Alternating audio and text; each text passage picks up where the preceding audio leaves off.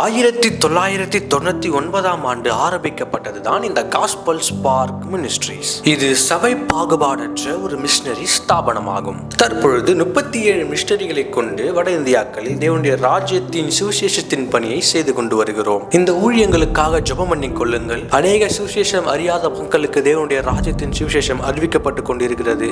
சபைகள் கட்டப்படாத இடங்களில் சபைகள் கட்டப்பட்டு கொண்டிருக்கிறது. கர்த்தர் உங்களுக்கு ஏவினால் கொடுத்து தாங்குங்கள். எங்கள் ஊழியங்களுக்காக ஜெபம் பண்ணி கொள்ளுங்கள். கர்த்தர் உங்களை ஆசீர்வதிப்பாராக. இந்த நாளிலே மனுஷனுடைய வாழ்க்கையில வருகிற நிறைய போராட்டங்கள் இருக்கிறது. போராட்டம் இல்லாத, வலி இல்லாத, வியாதிகள் இல்லாத, பிரச்சனைகள் இல்லாத ஒரு மனிதன் இந்த உலகத்தில் யாராவது இருக்க முடியுமா? இருக்க வாய்ப்பே இல்லை. இங்க உட்கார்ந்திருக்கிற நம்முடைய வாழ்க்கையில பிரச்சனை இல்லாமல் இருந்திருக்கிறதா? ஆண்டவர் ஏற்றுக்கொண்ட பின்பு பிரச்சனைகள் இருந்திருக்கிறதா? இருந்திருக்கிறது, இப்பவுமே இருக்கிறது. அப்போ கிறிஸ்தவர்களுக்கும் கிறிஸ்து அல்லாதவர்களுக்கும் உள்ள வித்தியாசம் தான் என்ன? இது இன்றைக்கு கிறிஸ்தவ சமுதாயத்தில் ஆண்டவருடைய பிள்ளைகளுடைய உள்ளத்தின் ஆழத்தில் இருக்கக்கூடிய ஒரு பெரிய கேள்வி. சமீப நாட்களில் ஆண்டவருக்குள்ள வைராக்கியமாக இருந்தவர்களும் சரி, ஊழியங்களை அதிகமாக தாங்குகிறவர்களும் சரி, அவர்களை தனிப்பட்ட விதத்தில் சந்திக்கும் பொழுது அவர்கள் கேட்கிற ஒரு கேள்வி என்ன அப்படின்னு சொன்னா, ஏன் எங்களுடைய வாழ்க்கையில இந்த பிரச்சனை? நாங்க ஒன்றும் அக்கிரமம் செய்யலையே, நாங்க ஒன்றும் துன்மார்க்கமா நடக்கலையே, ஒரு தெய்வ பயத்தோடு தானே வாழுகிறோம். அப்ப ஏன் எங்க வாழ்க்கையில இப்படிப்பட்ட ஒரு பிரச்சனை என்று சொல்லி சிலர் வேதனையை வெளிப்படுத்துவதை ஊழியத்தின் பாதையிலே அறிந்து கொள்ள முடிந்தது. குறிப்பாக ஒரு டாக்டர், அவருடைய குடும்பத்தில் சில பிரச்சனைகள், பிள்ளைகளுடைய வாழ்க்கையில் நல்ல ஊழியங்களுக்கு சப்போர்ட் பண்ணக்கூடியவர். அவரை சந்திக்கும் பொழுது அவர் கேட்கிறார், ஏன் என் வாழ்க்கையில் இதெல்லாம் கடவுள் அனுமதிக்கிறார்? அநியாயம் செய்கிறவன், அக்கிரமம் செய்கிறவன் வாழ்ந்து இருக்கிறானே, செழித்து இருக்கிறானே, சந்தோஷமா இருக்கிறானே. எங்களை சின்ன வயசுலேயே எங்க அப்பா அம்மா நல்ல சத்தியத்துல வழி நடத்தினாங்க. ஆனா ஏன் இப்ப எங்க வாழ்க்கையில இப்படிப்பட்ட வேதனைகள், துன்பங்கள்? அருமையான தேவனுடைய பிள்ளைகளே, ஒருவேளை அவர் ஓப்பனா அன்னைக்கு கேட்டுட்டாரு. பலருடைய வாழ்க்கையில மனசுக்குள்ள இந்த கேள்வி இருக்குது, ஆனால் வெளியே சொல்லாம ஒரு நடைப்பிணம் போல வாழ்ந்து கொண்டிருக்கிற அநேக பிள்ளைகளை பார்க்க முடிகிறது. அப்படி என்றால் ஆண்டவரை அறியாத ஜனங்களுக்கும் இயேசு கிறிஸ்துவை ஏற்றுக்கொள்ளாத ஜனங்களுக்கும் இயேசு கிறிஸ்துவை ஏற்றுக்கொண்டு பரிசுத்தமான இந்த பாதையிலே நடக்க வேண்டும் என்று விருப்பப்படுகிற அவருடைய பிள்ளைகளுக்கும் ஒன்று போலதான் சம்பவிக்குமா அப்படிங்கிற ஒரு கேள்வியும் நமக்கு வரலாம். பாடுகள் ஏன் ஆண்டவர் அனுமதிக்கிறார் அவருடைய பிள்ளைகளுடைய வாழ்க்கையில அப்படிங்கிறதை குறித்ததான ஒரு தெளிவான காரியத்தை உங்களோடு கூட இன்றைக்கு கிறிஸ்தவ வாழ்வில் பாடுகளும் அதன் மேன்மையும் என்கிற தலைப்பில் உங்களோட நான் பகிர்ந்து கொள்ள போகிறேன். கிறிஸ்தவ வாழ்வில் பாடுகளும் அதன் மேன்மைகளும். பாடுகள் நம்ம மேன்மைப்படுத்த முடியுமா? கஷ்டங்கள் நம்மை உயர்ந்த இடத்திற்கு கொண்டு செல்லுமா? வேதனை ஒரு சுகமான வாழ்வுக்கு நம்மை வழிநடத்தி செல்லுமா? அப்படி என்றால் அருமையான தேவனுடைய பிள்ளைகளே, வேதத்தை நாம் ஆழமாக கற்போம் என்றால் உண்மையாகவே ஏன் பாடுகள் நமக்கு வருகிறது, ஏன் ஆண்டவர் அதை அனுமதிக்கிறார், குறைவை ஏன் நம்முடைய வாழ்க்கையில ஆண்டவர் அனுமதிக்கிறார், சரீரத்தில் சில பலவீனங்களை ஏன் சில நேரங்களில் ஆண்டவர் நமக்கு அனுமதிக்கிறார் என்பதை குறித்து நாம் தெளிவாக அறிந்து கொள்ள முடியும். வேதத்தினுடைய சத்தியம் விளங்காதவர்கள் அல்லது வேத சத்தியத்தை சரியான விதத்திலே புரிந்து கொள்ளாதவர்கள் தான் ஏன் என் வாழ்க்கையில இந்த காரியம் நடக்கிறது என்று கேட்பார்கள். அப்போ வேத சத்தியத்தை நாம் ஆழமாக அறிந்து கொள்வோம் என்றால், நம்முடைய வாழ்க்கையில் நம்ம சந்திக்கிற பாடுகள், நம்முடைய வாழ்க்கையில் ஆண்டவர் அனுமதிக்கிற சில காரியங்கள் நம்மை மேன்மைப்படுத்துவதற்கும் நம்மை உயர்த்துவதற்கும் இன்னும் நம்மை உயர்ந்த ஒரு ஸ்தலத்திற்கு கொண்டு செல்வதற்கும் ஆண்டவர் பயன்படுத்துகிற ஒரு படிக்கற்கள் என்பதை நாம் அறிந்து கொள்ள முடியும். ஹல்லேலூயா.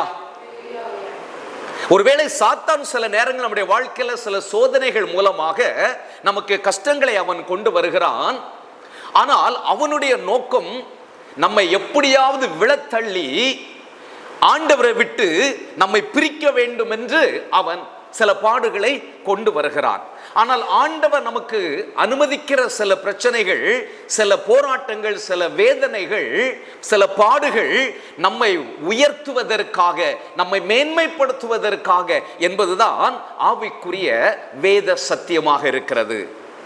ஆகவே அதை குறித்து தான் இந்த நாளில் உங்களோடு கூட நான் பகிர்ந்து கொள்ள போகிறேன். ஏன் இந்த உலகத்துல பாடுகள், ஏன் இந்த உலகத்துல வேதனைகள் அப்படி என்றால், நம்ம வாழுகிற இந்த உலகம் விழுந்து போன ஒரு உலகம். விழுவதற்கு முன்பதாக, ஆதி மனிதன் பாவம் செய்வதற்கு முன்பதாக வேதனைகள் அற்ற ஒரு உலகமாக இருந்தது, பாடுகள் அற்ற ஒரு உலகமாக இருந்தது. ஆனால் என்றைக்கு ஆண்டவருக்கு கீழ்ப்படியாமல் பாவம் செய்தானோ அன்றைக்கு உலகம் விழுந்து போனது. அந்த விழுந்து போன அந்த உலகத்துல நம்ம வாழ்கிறதுனால தான் இப்படிப்பட்ட பாடுகளை நாம் சந்திக்க வேண்டியிருக்கிறது. மனுஷனுடைய வாழ்க்கையில கொஞ்சம் நம்ம யோசித்து பார்ப்போம் என்றால், வியாதிகள் வருகிறது, பண பற்றாக்குறைகள் வருகிறது, உறவுகளிலே பிரச்சனைகள் வருகிறது. சில நேரங்களில் ஆண்டவருடைய பிள்ளைகளுக்கும் வேலை செய்கிற இடங்களில் உயர் அதிகாரிகள் மூலமாக பாடுகள் வருகிறது. ரோட்டில் நடந்து போய் கொண்டிருக்கிறோம், நாம் ஓரமாகத்தான் போகிறோம், ஆனால் விபத்துகள் நடைபெற்று விடுகிறது. எதிர்பாராத விதத்தில் பலவிதமான இன்னல்களை நாம் சந்திக்க வேண்டியது இருக்கிறது. நமக்கு எல்லாருக்குமே இன்னும் மனசுல இருந்து விலகாத ஒரு காரியம் கொரோனா பீரியட். அந்த கொரோனா இருந்த நாட்களில் கிறிஸ்தவர்களையும் அது பாதித்தது, கிறிஸ்தவர்கள் அல்லாதவர்களையும் பாதித்தது.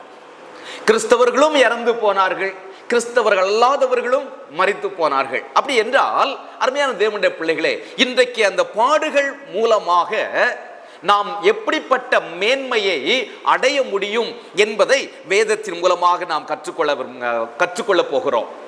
அதற்கு முன்பதாக இன்னும் சில உதாரணங்களை உங்களோடு கூட நான் பகிர்ந்து கொள்ள வேண்டும் என்று விரும்புகிறேன். இந்த உலகத்தில் 3 விதமான மனிதர்கள் பொதுவாக பாடுகளை சமாளிப்பதற்கு, பாடுகளிலிருந்து தங்களை பாதுகாத்துக் கொள்வதற்கு 3 விதங்களிலே மனிதர்கள் செயல்படுகிறதை நம்ம பார்க்க முடிகிறது. சிலர் பாருங்க, இந்த உலகத்தில் நம்ம வாழ்கிற வரைக்கும் நமக்கு பாடுகள் உண்டு, ஆகவே எந்த கஷ்டங்கள் வந்தாலும் பல்லை கடித்து கொண்டு அதை சமாளித்து விட வேண்டும் அப்படின்னு சொல்லுவாங்க. வீட்டுக்கு வீடு வாசற்படிதாமா, பிரச்சனைன்னு இருக்கதான் செய்யும், ஆனா இதெல்லாம் சமாளித்து போகணும் அப்படின்னு சொல்லக்கூடிய உலகம் ஒரு கூட்ட மக்கள் உண்டு. பைபிள்ல அப்போஸ்தலர் 17ஆம் அதிகாரத்தை நீங்க வாசித்து பார்த்தீங்கன்னா, பவுலும் சீலாவும் அத்தேனே என்கிற பட்டணத்தில் ஊழியம் செய்ய ஆரம்பிக்கிறார்கள். அந்த அத்தேனே பட்டணத்தில் எபிக்கூரர், ஸ்தோயிக்கர் அப்படிங்கிற 2 விதமான மக்கள் இருக்கிறார்கள். இந்த 2 வித மக்களுக்கும் நீங்க பார்த்தீங்கன்னா அவங்களுடைய குணாதிசயங்கள்ல ரொம்ப வித்தியாசம் உண்டு. எபிக்கூரர் என்று சொல்லப்படுகிறதான அந்த ஜனங்கள் அதிகமாக சிற்றின்பங்களை விரும்பக்கூடியவர்கள். வாழ்க்கைனா ஜாலியா இருக்கணும், என்ஜாய் பண்ணணும் அப்படின்னு சொல்லி விரும்பக்கூடியவர்கள். அப்படிப்பட்ட ஜனங்கள் இன்றைக்கும் இருக்கிறார்கள். அதே போல ஸ்தோயிக்கர் என்கிற ஒரு கூட்ட மக்கள் இருக்கிறார்கள். அப்போஸ்தலர் 17:18 அதை நம்ம வாசிக்க முடிகிறது. இந்த ஸ்தோயிக்கர் என்கிற இந்த கூட்ட ஜனங்கள் வாழ்க்கையில என்ன பிரச்சனை வந்தாலும் அதை நம்ம சமாளிப்பதற்கு பல்ல கடிச்சாவது வாழ்ந்துடணும் அப்படின்னு சொல்லி அவங்க விரும்புகிறவர்கள். அவர்கள் வாழ்க்கையில கொஞ்சம் ஜெயித்தவர்களை போலதான் வாழ்ந்திருக்கிறார்கள். 2000 வருஷமாக ஜனங்கள் இப்படிதான் வாழ்ந்துட்டு இருக்கிறாங்க. பிரச்சனைகள் வந்துச்சுன்னா பல்ல கடிச்சாவது சமாளிச்சிடணும் அப்படின்னு சொல்லி. ஒரு கூட்டம் இந்த எபிக்குரர் மாதிரி அவர்கள் சிற்றின்பங்களிலே தங்களை மூழ்கடித்துக் கொள்ளக்கூடியவர்களாக இருக்கிறார்கள். எப்படி என்றால், இன்றைக்கு ஒரு குடும்பத்தில் ஒரு இழப்பு அப்படின்னு சொன்னா, ஒரு மரணம் அப்படின்னு சொன்னா, நீங்க பார்த்தீங்களா உடனே அவங்க என்ன பண்ணுவாங்க தெரியுமா? அந்த மன கஷ்டத்தை, அந்த பாரத்தை மறக்கடிப்பதற்காக சினிமா பார்க்க ஆரம்பிப்பாங்க இல்ல, படங்கள் பார்த்துட்டே இருப்பாங்க. அப்படின்னா இந்த இழப்புல இருந்து அவங்களுக்கு ஒரு ரிலீஃப் கிடைக்கும் அப்படின்னு சொல்லி குடும்பமாக இந்த பாடுகளை மறக்கடிப்பதற்காக எங்கேயாவது அவர்கள் வெளியே செல்வார்கள். இந்த எபிக்குரர் அவர்களைப் போல இருக்கக்கூடிய ஒரு கூட்ட ஜனங்கள் இன்றைக்கும் இருக்கிறார்கள். நான் அதிகமாக நினைக்கிறேன் சபைக்கு வெளியே இப்படிப்பட்ட ஜனங்கள் இருப்பார்கள் என்று நினைக்கிறேன். ஆனால் இன்னொரு கூட்டம் இந்த ரெண்டையும் செய்யாமல், வாழ்க்கையில போராட்டங்கள் வரும் பொழுது, பிரச்சனைகள் வரும் பொழுது அதை சமாளிக்கவும் முடியாமல் அல்லது ஒரு மாற்று வழியையும் தேடாமல் தங்களை மாய்த்து கொள்ளக்கூடியவர்களும் இருக்கிறார்கள். அவர்களுடைய நிலைமை என்ன அப்படின்னு சொன்னா, நம்ம செத்து போயிட்டா இந்த பிரச்சனையிலிருந்து ஒரு நிரந்தரமான ஒரு விடுதலை நமக்கு கிடைத்து விடுகிறது என்று சொல்லி அவர்கள் தங்களுடைய வாழ்க்கையே மாய்த்து கொள்ளுகிறார்கள். அருமையான தேவனுடைய பிள்ளைகளே, ஆனால் ஆண்டவருடைய பிள்ளைகள் இயேசு கிறிஸ்துவை ஏற்றுக்கொண்டவருடைய வாழ்க்கையில இந்த மூன்றுமே ஒத்து வராதது. எப்படியாவது பல்ல கடிச்சிட்டு சமாளித்து விட வேண்டும் என்பதும் சரியல்ல. சிற்றின்பங்களிலே தங்களை மூழ்கடித்து இந்த பிரச்சனையிலிருந்து நம்ம கொஞ்சம் ரிலீஃப் ஆயிக்கலாம் அப்படின்னு முயற்சி செய்வதும் சரியல்ல. ஏனென்றால் இந்த சிற்றின்பங்களிலே மூழ்கணும்னு நினைக்கிறவங்க சில நேரங்களில் இப்படி படம் பார்க்கறதோடு நிறுத்த மாட்டாங்க. அடுத்தது என்ன பண்ணுவாங்கன்னா, குடிக்க ஆரம்பிப்பாங்க. அது நிரந்தர குடியா மாறுறதுக்கும் வாய்ப்புகள் இருக்கிறது. இதுலயும் போதை பத்தலைன்னா போதை பொருள்களுக்கு அவர்கள் அடிமையாகக்கூடிய ஒரு சூழ்நிலையும் வந்து விடுகிறது. மூணாவது, இந்த கூட்ட மக்கள் தங்களையே மாய்த்து கொள்ளுகிறவர்கள். அவர்கள் நேரடியா நரகம்தான் அவங்களுக்கு. ஆகவே இந்த மூன்றுமே இயேசு கிறிஸ்துவை பின்பற்றுகிற நமக்கு ஒத்து வராதது. அப்படி என்றால் இயேசு கிறிஸ்துவை பின்பற்றுகிற நீங்களும் நானும் இந்த பாடுகளை எப்படி நம்ம சமாளிக்கணும்? நமக்கு அதுக்கு ஏதாவது முன் உதாரணங்கள் வேதத்தில் இருக்குதா? இந்த பாடுகளை நாம மேற்கொள்வதற்கு நம்ம என்ன செய்ய வேண்டும்? இதன் மூலமாக மேன்மை என்று சொல்லுகிறீர்களே, என்னென்ன மேன்மை, என்னென்ன ஆசீர்வாதங்கள் கிடைக்கிறது அப்படிங்கிறதை குறித்து நம்ம பார்க்கலாம். முதலாவது வாசிக்கலாம், யோவான் எழுதின சுவிசேஷம் 16ஆம் அதிகாரம் 33ஆம் வசனத்தை யாராவது ஒருவர் சத்தமாக வாசிக்கும்படி அன்போடு கேட்டுக்கொள்கிறேன்.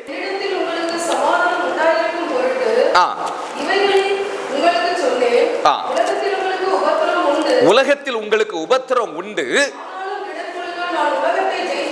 ஆனாலும் திடன் கொள்ளுங்கள், நான் உலகத்தை ஜெயித்தேன். இந்த உலகத்துல உபத்திரவம் உண்டு என்பதை ஆண்டவர் அழகாக சொல்லிவிட்டார். ஏனென்றால் விழுந்து போன ஒரு உலகம், உபத்திரம் கண்டிப்பாக உண்டு, பாடுகள் கண்டிப்பாக உண்டு. ஆனால் அந்த பாடுகளை நாம் ஜெயிப்பதற்கு இயேசு என்ன சொல்லுகிறார்? வாசிங்க. நான் உலகத்தை ஜெயித்தேன், நான் உலகத்தை ஜெயித்து விட்டேன், ஆகவே நீங்களும் ஜெயிக்க முடியும் என்கிற அந்த நம்பிக்கையை ஆண்டவர் அங்கே வெளிப்படுத்துகிறதை பார்க்கிறோம். இந்த உலகத்தில் உபத்திரம் உண்டு, ஆனாலும் திடன் கொள்ளுங்கள். அப்படி என்றால் என்ன அர்த்தம்? சோர்ந்து போகாதீங்க, தளர்ந்து போகாதீங்க, கலங்காதீங்க. நான் இந்த உலகத்தை ஜெயித்த ஆண்டவர் உங்களோடு கூட இருக்கிற, நீங்களும் ஜெயிப்பீர்கள். ஹல்லேலூயா. அப்போ ஆண்டவருடைய பிள்ளைகளாகிய நமக்கு ஆண்டவர் ஜெயித்ததுனால, இந்த உலக பாடுகளை அவர் ஜெயித்ததுனால அவர் சொல்லுகிறார், நீங்கள் திடன் கொள்ளுங்கள், உங்களாலையும் இந்த பாடுகளை ஜெயிக்க முடியும், இந்த வேதனைகளை ஜெயிக்க முடியும், இந்த கஷ்டங்களை மேற்கொள்ள முடியும் என்று சொல்லி அவர் அங்கே நமக்கு ஒரு நம்பிக்கையின் வாக்கை அவர் கொடுக்கிறதை நம்ம பார்க்க முடிகிறது. இன்னொரு வசனத்தை வாசிக்கலாம். 2 தீமோத்தேயு 3ஆம் அதிகாரம் 12ஆம் வசனம். 2 தீமோத்தேயு 3ஆம் அதிகாரம் 12ஆம் வசனம். அன்றியும் கிறிஸ்து இயேசுவுக்குள் தேவ பக்தியாய் நடக்க மனதாய் இருக்கிற யாவரும் துன்பப்படுவார்கள் என்று சொல்லப்பட்டிருக்கிறது. நம்ம வாழ்கிற இந்த காலத்துல கிறிஸ்தவ உலகத்திலேயே இயேசு கிறிஸ்துவை ஏற்றுக்கொண்டால் உங்களுக்கு பாடுகள் கிடையாது, வேதனைகள் கிடையாது, துன்பம் கிடையாது அப்படின்னு பிரசங்கிக்கப்படுகிறதையும் நம்ம கேள்விப்படுகிறோம். ஆனால் வேதம் இங்க என்ன சொல்லுகிறது? அன்றியும் கிறிஸ்து இயேசுவுக்குள் தேவ பக்தியாய் நடக்க மனதாய் இருக்கிற யாவரும் துன்பப்படுவார்கள். அப்ப நமக்கு துன்பம் என்பது ஒரு நியமிக்கப்பட்ட ஒன்றாக இருக்கிறது. ஆனால் இந்த துன்பம் எதற்காக என்பதை நான் ஆரம்பத்தில் சொன்னதை போல நம்மை மேன்மைப்படுத்துவதற்காக, நம்மை உயர்த்துவதற்காக என்பதை நாம் அறிந்து கொள்ள வேண்டியது அவசியம். வேதம் பாடுகளை அனுமதிக்கிறது என்றால் நிச்சயமாக அதன் மூலமாக அந்த பாடுகளுக்கு ஒரு அர்த்தம் உண்டு, அந்த பாடுகளுக்கு ஒரு நோக்கம் உண்டு. இந்த உலகம் பாடுகளை என்ன சொல்லும்? பாடுகள், வேதனை ஒரு அர்த்தமற்றது. கடவுள் ஏன் மனிதனை இப்படிப்பட்டதான வேதனைக்குள்ள கொண்டு செல்கிறார் அப்படி என்று சொல்லி உலகம் சொல்லும். ஆனால் அதற்கு ஒரு அர்த்தம் இருக்கிறது, அதிலே ஒரு நோக்கம் இருக்கிறது என்று சொல்லி வேதம் நமக்கு கற்றுக் கொடுக்கிறது. அருமையானவர்களே, அந்த நோக்கம் என்ன? அதுதான் இன்றைய செய்தியினுடைய சாராம்சமே. ஒரு 3 அல்லது 4 காரியங்களை உங்களோடு கூட நான் நேரம் இருக்கும் வரைக்கும் நான் பகிர்ந்து கொள்கிறேன். முதலாவது வாசிக்கலாம். யாக்கோபு எழுதின நிருபம் 1ஆம் அதிகாரம் 2, 3, 4 வசனங்களை சத்தமாக வாசிக்கலாம். யாக்கோபு 1, 2ஆம் வசனம், 3ஆம் வசனம், 4ஆம் வசனம். என் சகோதரரே, நீங்கள் பலவிதமான சோதனைகளில் அகப்படும் போது உங்கள் விசுவாசத்தின் பரீட்சையானது பொறுமையை உண்டாக்கும் என்று அறிந்து அவைகளை மிகுந்த சந்தோஷமாக எண்ணுங்கள். நீங்கள் ஒன்றிலும் குறைவில்லாமல் இருந்து பூரணராயும்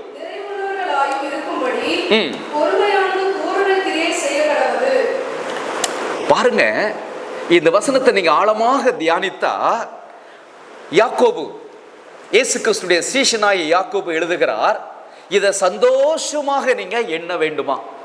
எப்படிங்க முடியும்? பாரு, கஷ்டத்தை, வேதனைய சந்தோஷமா நம்ம ஏற்றுக்கொள்ள முடியுமா?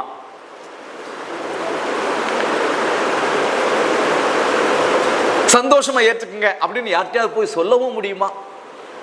ஆஸ்பத்திரியில் போயிட்டு ஜெபம் பண்ண போறேன்னு வைங்களேன், இந்த பாடு உங்களுக்கு வந்திருக்கு இல்லையா, சந்தோஷமா ஏற்றுக்குங்க அப்படின்னு சொல்ல முடியுமா? சொல்ல முடியாது. ஆனா இந்த நிருபத்தை எழுதுகிற தேவனுடைய மனிதர் சொல்லுகிறார், பாடுகள் வரும் பொழுது, உபத்திரம் வரும் பொழுது அதை சந்தோஷமாக எண்ணுங்கள்.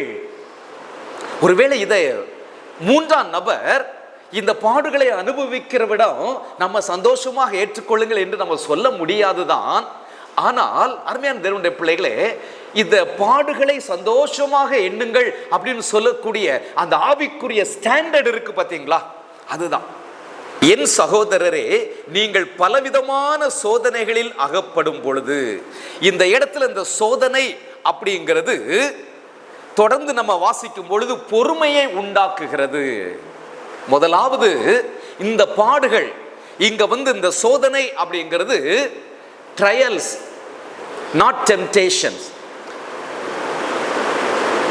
அது மாத்திரமல்ல, இங்க எபிரேய அந்த மொழியில என்ன சொல்றாங்க அப்படின்னு சொன்னா, நமக்கு பொதுவாகவே இந்த தர சான்று என்று சொல்லுவோம் பாத்தீங்களா, குவாலிட்டி சர்டிபிகேட், ஐஎஸ்ஓ குவாலிட்டி, சில இடங்கள்ல போய் எழுதி போட்டிருப்பாங்கல்ல ஐஎஸ்ஓ அப்படின்னு சொல்லி. அப்படின்னா கவர்மெண்ட் கொடுத்திருக்கிற தர சான்று, குவாலிட்டி சர்டிபிகேட். எதற்காக அப்படின்னு சொன்னா, நம்முடைய கேரக்டர்ஸ், நம்முடைய குணம் அதுல மாறுகிறதா. அப்போ சில பாடுகள் நமக்கு ஆண்டவர் அனுமதிப்பது எதற்காக என்றால், நமக்குள்ள இருக்கிற அந்த தெய்வீக தன்மை, அதனுடைய குவாலிட்டியை செக் பண்றதுக்காக ஆண்டவர் பாடுகளை அனுமதிக்கிறார். அப்போ இந்த பாடுகளை நம்ம ஏற்றுக்கொண்டு அதை நம்ம அது வழியாக கடந்து சென்ற பின்பு நமக்கு ஆண்டவர் ஒரு முத்திரையை கொடுக்கிறார். ஒரு ஐஎஸ்ஐ முத்திரையை போல ஆண்டவர் ஒரு முத்திரையை கொடுக்கிறார். நாம் வெற்றி பெற்றவர்கள், நாம் பொறுமைசாலிகள் என்பதற்கான ஒரு சான்றை ஆண்டவர் கொடுக்கிறார். அப்போ முதலாவது நம்ம கற்றுக்கொள்ளுகிற பாடம் என்ன? பாடுகள் நமக்கு பொறுமையை உண்டாக்குகிறது. யோபுடைய வாழ்க்கையில நீங்க பாருங்க, எவ்வளவு பாடுகள் இல்லை. யோபுடைய சரித்திரத்தில், அந்த சரித்திர புஸ்தகத்துல அவன் ஒரே நாள்ல சந்திக்கிற இழப்புகள், வேதனைகள் ஏராளம் ஏராளம்.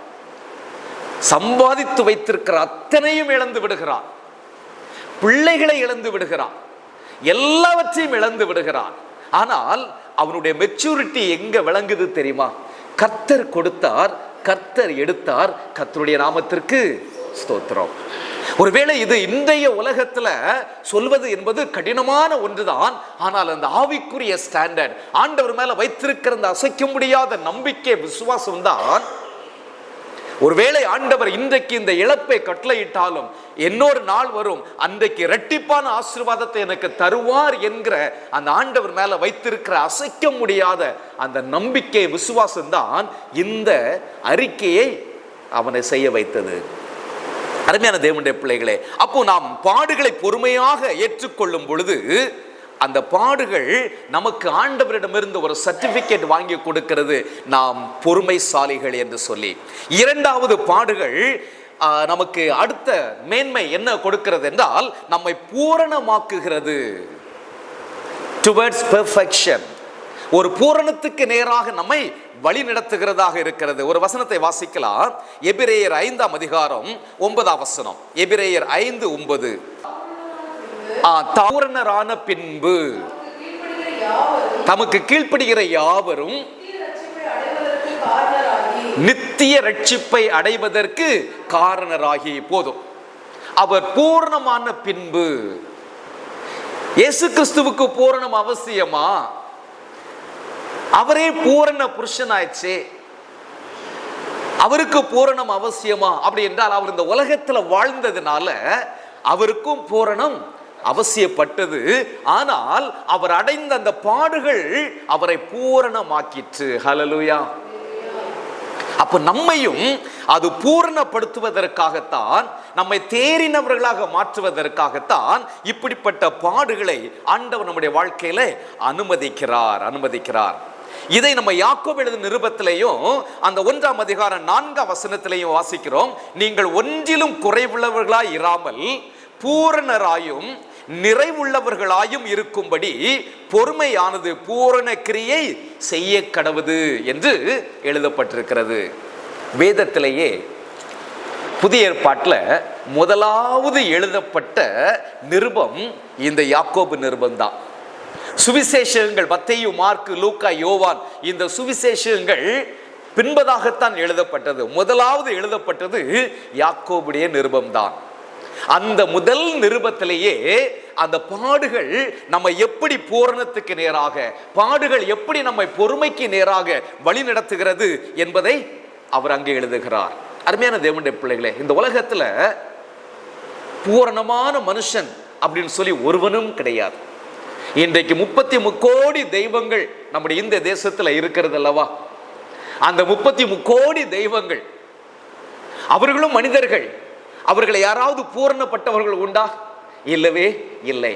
ஆனால் நீங்கள் நானும் சாதாரணமானவர்கள், அற்பமானவர்கள். இந்த உலகம் எதிர்பார்க்கக்கூடிய எந்த விதமான குவாலிஃபிகேஷன் மட்டும் இல்லாமல் இருக்கலாம், வசதிகள் இல்லாமல் இருக்கலாம், பணங்கள் இல்லாமல் இருக்கலாம், படிப்பு இல்லாமல் இருக்கலாம். ஆனால் நம்ம ஆராதிக்கிற தேவன் நம்மை பூரணப்படுத்தி கொண்டிருக்கிற தேவனாக இருக்கிறார். ஹல்லேலூயா. மூன்றாவதாக, இந்த பாடுகள் நம்ம எதற்கு நேராக கொண்டு செல்லுகிறது அப்படி என்றால், கீழ்ப்படிதலுக்கு நேராக அது நம்மை கொண்டு செல்லுகிறது. என் பாடுகள் வந்தால்தான் கீழ்ப்படிய முடியுமா? பாடுகள் இல்லாமலும் கீழ்ப்படியலாம். ஆனால் ஒரு முழுமையான கீழ்ப்படிதல் பாடுகள் வழியாகத்தான் ஆண்டவர் நியமித்திருக்கிறார். இயேசு கிறிஸ்துவை குறித்து வேதத்தில் நிறைய காரியங்கள் நமக்கு எழுதப்பட்டிருக்கிறது இல்லையா? ஆம். அவருடைய பாடு அப்படின்னு சொன்ன உடனே நமக்கு ஞாபகம் வருவது சிலுவை பாடுகள். அது அவருக்காகவே நியமிக்கப்பட்ட ஒன்று. மனுக்குலத்தை பாவத்திலிருந்து நிவிர்த்தி செய்வதற்காக ரட்சிப்பின் திட்டத்தை சிலுவையிலே அவர் செய்து முடித்தார். ஆனால் அதை கடந்து அந்த சிலுவை பாடுகளுக்கு முன்பதாகவும் அவர் ஏராளமான பாடுகளை அனுபவித்திருக்கிறார். மனதளவிலே பாடுகளை அனுபவித்திருக்கிறார், சரீரத்திலே பாடுகளை அனுபவித்திருக்கிறார், வார்த்தைகளினாலே பாடுகளை அவர் அனுபவித்திருக்கிறார். நம்ம சுவிசேஷங்களை ஆங்காங்கு அதை நம்ம வாசிக்க முடிகிறது. மார்க் எழுதின சுவிசேஷம் 3ஆம் அதிகாரம் 20-21 அவருடைய இனத்தார் அவரை பார்த்து சொல்லுகிறார்கள், அவர் மதிமயங்கி திரிகிறார் அப்படின்னு சொல்லி. மதிமயங்கி திரிகிறார் இல்ல, இயேசு கிறிஸ்துவை பார்த்து அவருடைய இனத்தார் சொல்லுகிறார்கள். யோவான் சுவிசேஷம் 7ஆம் அதிகாரம் 3-5 வரை வாசித்து பார்த்தால், பிரபலமாக வேண்டும் என்று விரும்புகிறார் என்று சொல்லி அவருடைய சகோதரர்களே சொல்லுகிறார்கள்.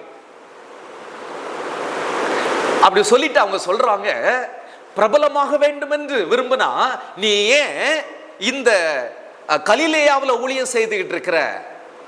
ஏன்னா கலிலேயா கிராம பகுதி. நீ அப்படி ஊழியம் செய்ய வேண்டும் என்றால் தென் தேசத்திற்கு போ, யூதேயாவுக்கு போ. அங்கதான் எருசலேம் இருக்கிறது, அங்கதான் தேவாலயம் இருக்கிறது. பண்டிகை நாட்களில் ஏராளமான கூட்ட மக்கள் வருவார்கள்.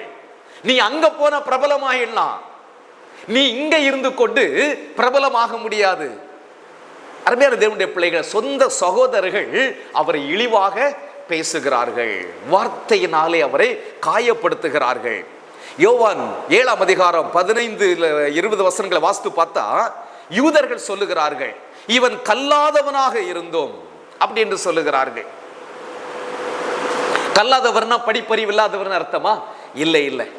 ஒருவேளை இந்த உலக பிரகாரமாக பவுலை போல ஒரு பெரிய படித்த பண்டிதரிடமிருந்து கல்வி கற்றுக்கொள்ளவில்லை என்றாலும் யூத ஜனங்களிலே ஒவ்வொரு குழந்தையும் 12 வயசுக்குள்ள எல்லாவற்றையும் கற்றிருக்க வேண்டும்.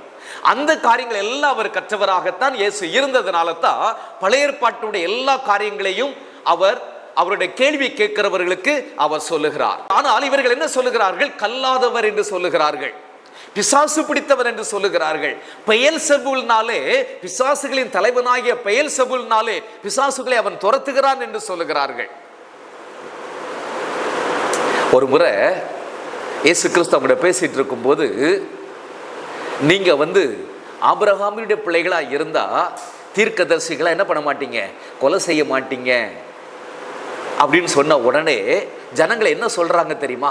நாங்க ஆபிரகாமின் பிள்ளைகள், நாங்கள் வேசித்தனத்தில் பிறந்தவர்கள் அல்ல அப்படின்னு சொல்றாங்க. அப்படின்னா என்ன அர்த்தம்? ஏன் அதுல வேசித்தனத்தினால பிறந்தவர்கள் அல்லன்னு சொல்லக்கூடிய அவசியம் என்ன? இயேசு கிறிஸ்து குத்தி காட்டுறாங்க இல்ல? திருமணம் ஆகாததற்கு முன்னதாக உங்க அம்மா பெத்தெடுத்த பிள்ளை தானே நீ அப்படின்னு சொல்வதற்காக, நாங்கள் வேசியுடைய பிள்ளைகள் அல்ல, வேசித்தனத்தினால் பிறந்த பிள்ளைகள் அல்ல உன்னை போல அப்படிங்கிற அர்த்தமோடு கூட அவர் சொல்லுகிறார்கள். அப்பெல்லாம் எவ்வளவு வேதனை வந்திருக்கும்ல. சரீரத்தில் ஒரு அடி அடிச்சிருந்தா கூட அதை ஏற்றுக்கொள்ளலாம். ஆனால் இப்படிப்பட்ட வார்த்தைகள் தன்னுடைய இனத்தார், தன்னுடைய சகோதரர்கள், யூதர்கள் எல்லா சூழ்நிலைகளில் இருந்தும் அவருக்கு வேதனையான காரியங்கள் வந்தது. ஆனாலும் பாருங்க, எபிரேயர் 5ஆம் அதிகாரம் 8ஆம் வசனத்தை வாசிங்க. அவர் குமாரனாய் இருந்தும் பட்ட பாடுகளினாலே கீழ்ப்படிதலை கற்றுக்கொண்டு, போதும், அவர் பட்ட பாடுகளினாலே கீழ்ப்படிதலை கற்றுக்கொண்டாராம். தெய்வகுமாரனுக்கு கீழ்ப்படிதல் அவசியமா? கீழ்ப்படிதல் அவர் கற்றுக்கொள்ள வேண்டியது அவசியமா? இல்ல.